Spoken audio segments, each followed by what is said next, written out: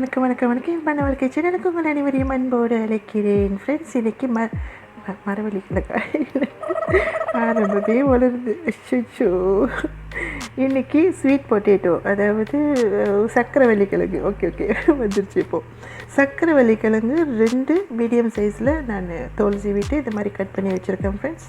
பாருங்கள், இந்த மாதிரி கட் பண்ணி வச்சுருக்கேன்.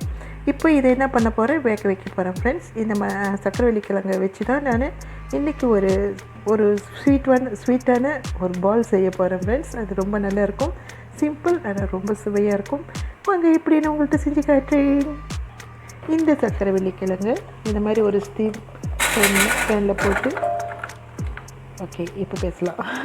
இந்த மாதிரி ஸ்டீம் பேனில் போட்டு நல்லா ஸ்டீம் பண்ணி எடுத்துக்கலாம் ஃப்ரெண்ட்ஸ். உங்கள்கிட்ட இல்லைன்னா இதை தண்ணியில் கூட நீங்கள் வேக வச்சு எடுத்துக்கலாம். இப்போ இதை மூடிடலாம். இது வெந்து வரட்டும். அடுத்த வேலையை நம்ம அதுக்கு பிறகு பார்ப்போம். பாருங்கள் ஃப்ரெண்ட்ஸ், கிழங்கு நல்லா வந்துருச்சு. இப்போ நான் என்ன பண்ண போகிறேன், இந்த கிழங்கு இப்படி மசிச்சு எடுத்துக்க போகிறேன் ஃப்ரெண்ட்ஸ். இதை நல்லா மசிச்சு எடுத்துக்கலாம். பாருங்கள் ஃப்ரெண்ட்ஸ், நான் நல்லா மசிச்சு எடுத்துக்கிட்டேன். இது மசிச்சுட்டு ஒரு 1/4 கப் சோள மாவு, 1 கப் மைதா, துருவிய தேங்காய்ப்பூ ஒரு 1/2 கப், அதோடு ஒரு 1/4 கப் சீனி, கொஞ்சமாக க்ரீமர் பால் நான் ஊற்றிக்கிறேன் ஃப்ரெண்ட்ஸ். இது ஊற்றலைனா கூட பரவாயில்ல, ஆப்ஷன் தான். அதோடு சிறிதளவு உப்பு சேர்த்துக்கலாம் ஃப்ரெண்ட்ஸ். உப்பு போட்டால் தான் நல்லா டேஸ்ட்டாக இருக்கும். இது ஃபர்ஸ்ட் நீர் விடாமல் அப்படியே நல்லா பிசைஞ்சு எடுத்துக்கலாம் ஃப்ரெண்ட்ஸ். பூரி மாவுலாம் பசிவோம் இல்லைங்களா, அந்த பதத்துக்கு பிசைஞ்சு எடுத்துக்கலாம். நீர் போதல்னா கொஞ்சம் கொஞ்சமாக ஆட் பண்ணிக்கலாம் ஃப்ரெண்ட்ஸ், ஒரேடியாக ஊற்றிட வேண்டாம். இது நல்லா கலந்து விட்டுட்டேன் ஃப்ரெண்ட்ஸ். அடுத்ததாக 1 ஸ்பூன் அளவுக்கு பேக்கிங் சோடா, இதையும் நல்லா மிக்ஸ் பண்ணிக்கலாம் ஃப்ரெண்ட்ஸ். பாருங்கள் ஃப்ரெண்ட்ஸ், நான் இதில் எந்த தண்ணியும் ஊற்றாமல் அப்படியே பிசைஞ்சு வச்சுருக்கேன். நல்லா அழகாக வந்திருக்குது. பாருங்கள், இதுலேருந்து என்ன பண்ணியிருக்கணும், கொஞ்சம் கொஞ்சமாக எடுத்துகிட்டு இந்த மாதிரி உருண்டை பிடிச்சி வச்சுக்கணும் ஃப்ரெண்ட்ஸ். நான் அப்படி தான் எடுத்து வச்சுருக்கேன். எல்லா மாவையும் இந்த மாதிரி உருண்டை பிடிச்சி எடுத்து வச்சுக்கலாம்.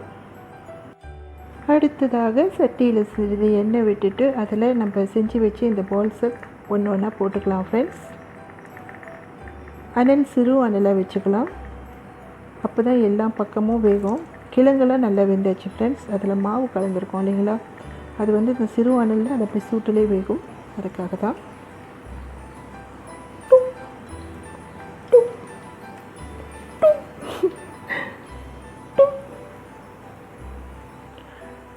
இந்த பால்ஸ் பொரியும் பொழுது நம்ம இப்படியே கிண்டி விட்டுக்கிட்டே கிளறி விட்டுக்கிட்டே இருந்தோமா ஃப்ரெண்ட்ஸ், எல்லா பக்கமும் அது ஒரே சமமாக வெந்து வரும். அதனால் கைவிடாமல் அப்படியே கிண்டிக்கிட்டே இருக்கலாம்.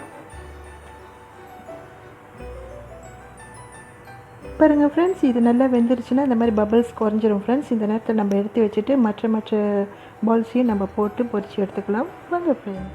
பாருங்கள் ஃப்ரெண்ட்ஸ், இது பார்க்கறதுக்கு எவ்வளோ அழகாக இருக்குது. இது அழகாக மட்டும் இல்லை ஃப்ரெண்ட்ஸ், சூப்பராகவும் இருக்கும். நான் இந்த இது மேலே நான் ஏலக்காய் பொடி கொஞ்சம் தூவி விட்றேன். சீனியும் ஏலக்காயும் சேர்த்து அரைச்சிது அந்த பொடியை தூவி விட்றேன் ஃப்ரெண்ட்ஸ். இது அருமையாக இருக்கும். இந்த மனம் இது பார்க்க மட்டும் இல்லை ஃப்ரெண்ட்ஸ், அருமையாக இருக்கும். நீங்கள் டீ டைமுக்கு சாப்பிடலாம், மார்னிங் பிரேக்ஃபாஸ்ட் எடுத்துக்கலாம். ரொம்ப நல்லாயிருக்கும் ஃப்ரெண்ட்ஸ். ஒரு முறை ட்ரை பண்ணுங்கள். ரொம்ப சிம்பிளான சமையல், ஆனால் எம்மியாக இருக்கும். இந்த ஸ்வீட் பொட்டேட்டோ பால் உங்களுக்கு பிடிச்சிருந்துச்சின்னா செஞ்சு பார்த்துட்டு எப்படி இருக்குதுன்னு சொல்லிட்டு கமெண்ட் சொல்லுங்கள் ஃப்ரெண்ட்ஸ். நீங்கள் இந்த சேனலை நியூவாக பார்க்குறவங்களா இருந்தால் சேனலை மறந்துடாமல் சப்ஸ்கிரைப் பண்ணிக்கோங்க. பெல் ஐக்கானை தட்டிட்டு ஆன் வச்சுக்கோங்க ஃப்ரெண்ட்ஸ். அப்போ தான் நான் போடுற ஒவ்வொரு சிம்பிளான எம்மியான ஒவ்வொரு ரெசிபியும் உங்களுக்கு ஃபோனுக்கு நோட்டிஃபிகேஷன் வரும்.